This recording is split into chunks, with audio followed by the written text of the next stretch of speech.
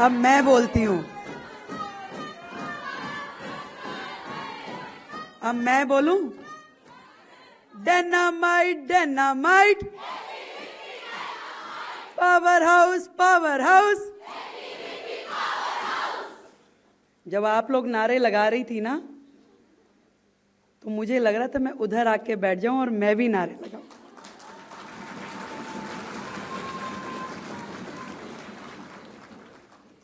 सच में आज इस मंच पे आके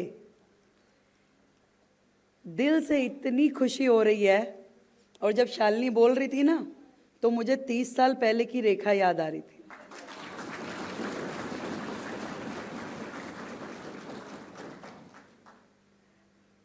और मुझे ऐसा लग रहा था जैसे मैं बोल रही हूँ वो बात अलग है, मैं इतना अच्छा नहीं बोलती थी, पर विद्यार्थी परिषद का ये मंच मेरे लिए बहुत सम्माननीय है। एक साधारण सा परिवार, बिल्कुल साधारण सा, जिसकी बैकग्राउंड में कोई भी ऐसा व्यक्ति नहीं था जो आगे बढ़ के संस्था से जुड़ के काम करता हो। और कैसे 1993 के कॉलेज में मैं संगठन से जुड़ी और फिर जुड़ती चली गई। आज भी मुझे अपनी छात्रा प्रमुख याद आती है। ऐसा लगता था कोई क्लास की मॉनिटर है, श्वेता कौल। और वो बहुत प्यार करती थी, सब छात्राओं को सहेली बना करके घर में परमिशन लेनी होती थी तो उनको लेके आते थे, मेरी मम्मी से बात कर लो। मोनिका कक्कड़ थी, अब अरोड़ा हो गई हैं, जिन्होंने हाथ पकड़ के, जिनको हर कार्यक्रम में लेके जाना। ऐसा लगता था धरने में जा रहे हैं, प्रदर्शन में जा रहे हैं, घर आके क्या बोलेंगे। पर जब वहाँ जाते थे तो लगता था कि नहीं, अच्छे कॉज के लिए कर रहे हैं, करना चाहिए। डांट भी खाते थे घर में, ये भी देख लेते थे कि टीवी पे फोटो ना आए, पर फिर अगले दिन जाकर के लगता था कि नहीं, करना है, अच्छा कॉज है। और चलते चलते चलते चलते जब दिल्ली यूनिवर्सिटी का चुनाव एबीवीपी ने मुझे लड़ाया, पहली बार 1995 में नाम चला डूसू चुनाव लड़ाना है। मैं दौलत राम कॉलेज में थी और कॉलेज डूसू एफिलेटेड नहीं था, तो क्या भी डूसू लड़ाना है, क्या करना चाहिए। तो संगठन ने तय किया माइग्रेशन कराओ, तो सत्यवती कॉलेज में एडमिशन करा दिया। अगले दिन अनाउंसमेंट हुई तो मेरा नाम ही नहीं आया।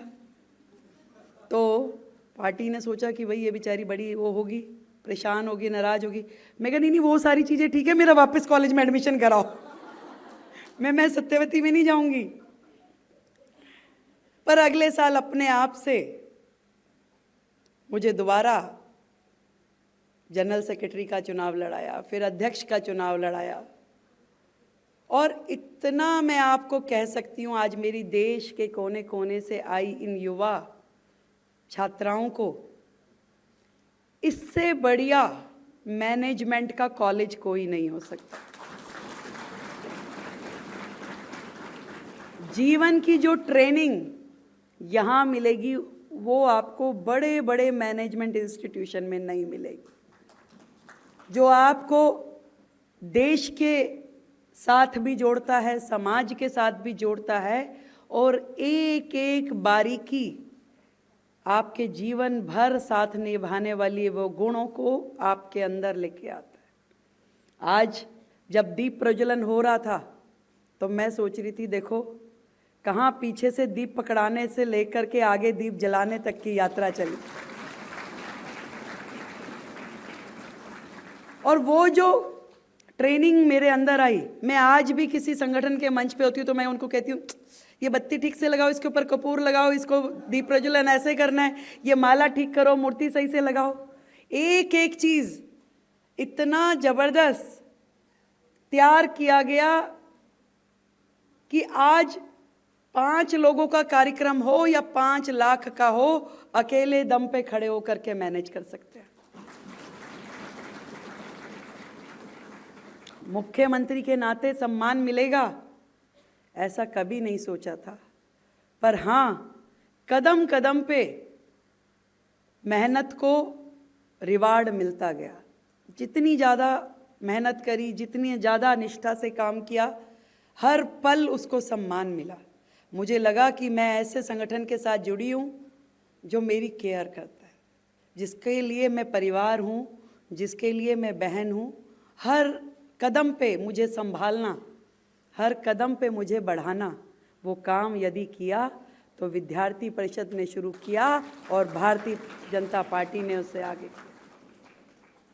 मंच पे बैठे बैठे मुझे वो सारे क्षण याद आ रहे थे जो मैंने यहाँ गुजारे। लगता था कि क्यों करना है। बड़े बड़े शब्द जो यहाँ बोलते हैं ना, हमारे संगठन महामंत्री जी, आशीष चौहान जी, मनु दीदी, समझ में नहीं आते थे उस समय, पता नहीं क्या बोल रहे हैं। बहुत हैवी शब्द, ममता जी, उसका मतलब आज समझ में आता, तब नहीं आता था जब मैं इतनी थी। पर वो अंदर से वो भावना देश के लिए जगती गई, कुछ करना है, कुछ तो करना है। और वो करते करते मुझे तब खुशी हुई जब मैं निगम पार्षद बनी, जब मैं विधानसभा का लड़ी। हजारों लोग जब मुझे मिलते थे, उनकी छोटी भी समस्या का मैं समाधान करती थी तो मुझे बड़ी खुशी मिलती थी। और बड़ी समस्या का समाधान करती थी तो एक सेटिस्फेक्शन मिलती थी कि आज मैं मंच के इस तरफ बैठ के देश की, समाज की और लोगों की मदद कर पा रही हूँ। और ये सच मानिए, कोई भी फील्ड जो है इम्पॉसिबल नहीं है। I am possible. आप कुछ भी कर सकती हो, कुछ भी। यदि आपने तय कर लिया, अभी परसों मैंने महिला पत्रकारों के साथ में एक वार्ता रखी।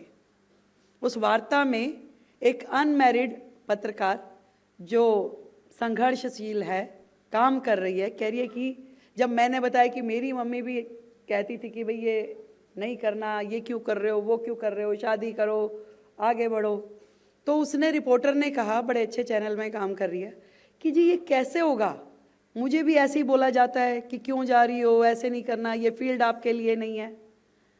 तो मैंने उसे कहा, वो कहती है, उसने प्रश्न क्या किया, मम्मी पापा को कैसे मनाना चाहिए। मैं कहा मम्मी पापा किसी के नहीं मानते भाई, सब एक जैसे होते हैं, क्योंकि उनको आपकी चिंता है, वो आपके लिए सोचते हैं। पर हाँ, जब आप सही रास्ते पे हो तो आप उन्हें कन्विंस कर सकते हो, क्योंकि वो आपसे प्यार करते हैं। आज जो समाज है, पहले हम बेटी बचाओ की बात करते थे, उससे थोड़ा सा ऊपर उठ गए तो बेटी पढ़ाओ की बात होने लगी, और आज बेटी बढ़ाओ के कंसेप्ट पे हम आ चुके हैं। भारत ने इतनी प्रगति कर ली है, और बेटी को सम्मान के साथ बढ़ाने के लिए आज अधिकतम माता पिता तैयार है, और बाकियों को हमें तैयार करना है। मैं आप लोगों के बारे में इतना कह सकती हूं कि तुम तो दरिया हो, तुम तो दरिया हो, अपना हुनर जानती हो, जिस और निकल जाओगी रास्ता बना ही लोगी। और जो पहली शुरुआत आपने की अपने इस कॉलेज जीवन में विद्यार्थी परिषद से, मैं उदाहरण हूं कि आपने बिल्कुल सही शुरुआत की है। आज यदि सुदूर भारत के कोने कोने से आप निकल के आज इस दिल्ली जैसे महानगर में, देश की राजधानी में बैठी हैं, तो आप मान लीजिए कि आप भविष्य की अगली सीढ़ी चढ़ चुकी हैं। न्यूज नेशन अब व्हाट्सएप पर खबरों के ताजा अपडेट के लिए न्यूज नेशन के इस QR कोड को स्कैन करें।